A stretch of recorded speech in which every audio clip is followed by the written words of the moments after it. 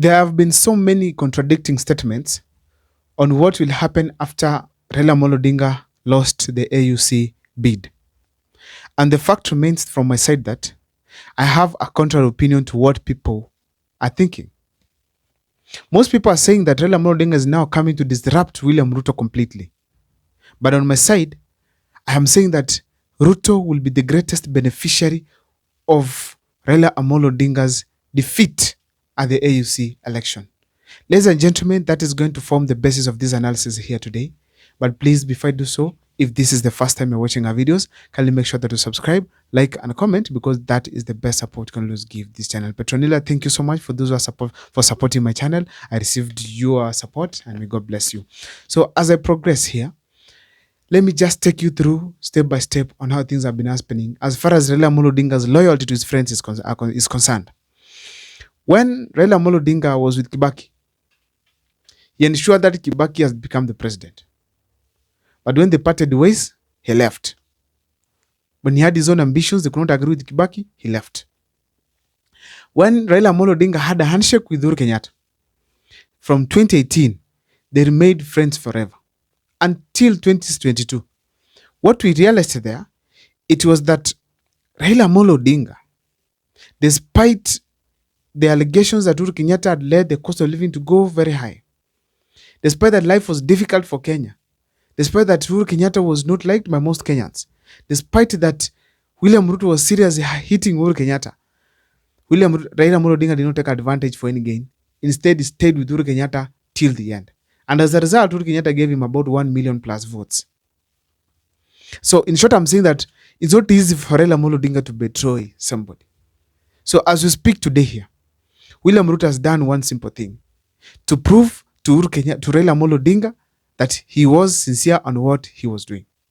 What am I saying that? The proof is William Ruto funded the campaign for Raila Amolo Odinga, accompanied to the AU, was there to every platform that there were African presidents meeting. Raila Amolo Odinga and William Ruto traveled together. So these people, to be honest, they campaigned together, and William Ruto tried his best to link Raila Amolo Odinga to his friends and even other presidents. We saw even lately, William Ruto booked some of 2 presidents, booked appointment with them. That one's for Burundi, and the other one is for Somalia. And at the injury time, still Raila Amolo Odinga traveled to these 2 countries to meet the presidents for the campaigns as well. And as if that is not enough, even during the election itself, Raila Amolo Odinga was being told, greet this one, say hi to this person. So as he was moving in the corridors of Addis Ababa, he met 1 or 2 presidents, and of which they campaigned as well. One president actually of Ghana was even welcomed by William Ruto on the New Year Day to Nairobi, to Kilgoris County, a place where William Ruto bought land, built a very nice house there. So he came and ate meat. Despite all those efforts, on the voting day, of course, we hear that the Ghana gentleman voted against Raila Amolo Odinga. So the fact remains that William Ruto proved to Raila Amolo Odinga that I have done my best to support you, my brother, and I wanted you to win this seat. But now Raila Amolo Odinga unfortunately lost it. So he's coming back to Kenya for local politics. But now, how is William Ruto going to benefit from this? That is what I support. That according to me, not I support, I see that Raila Amolo Odinga is going, William Ruto is going to benefit more from Raila Amolo Odinga than any other person. Now, first of all, if it's an issue to do with seats, William Ruto took the risk of giving Raila Amolo Odinga 4 cabinet slots after the Gen Z protests in the country. Those slots, it was through those slots, William Ruto and Raila Amolo Odinga were attacked right, left, and center, but they did not even blink. These people kept on doing their own thing. So the 4 slots are still there. If William Ruto gave Raila Amolo the 4 slots before any other big thing, how about now Raila Amolo Odinga is present for William Ruto? People are talking about position. I don't think Raila Amolo Odinga will go for position in this country. Instead, Raila Amolo Odinga will have some powers to make decisions on some 1 or 2 things. I had done a video to show you some of the things that will happen. But now today I want to show you how Ruto will benefit from it.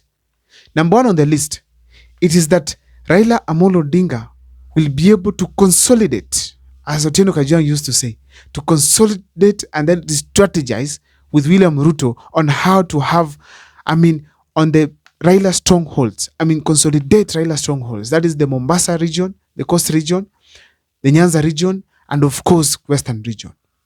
So after consolidating, they'll now be able to give William Ruto support in 2027.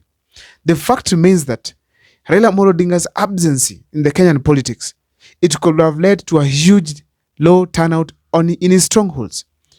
And as a result, William Ruto could have failed. That's number one. Number two, Raila Amolo Odinga not being on the ballot, the Luo nation to vote for William Ruto, it could have been a 50-50 thing. That's, we all know. Because despite that Raila Amolo Odinga has his ideologies that are good for Kenya, or maybe were good, and most of the Luo Nyanza people subscribe to them, the fact is that Raila Amolo Odinga is not Ruto. So Ruto coming is being viewed from a different perspective by more than a half of the Luo people. So that means very well, Raila Amolo Odinga's local availability, it's a way to kickstart William Ruto once again.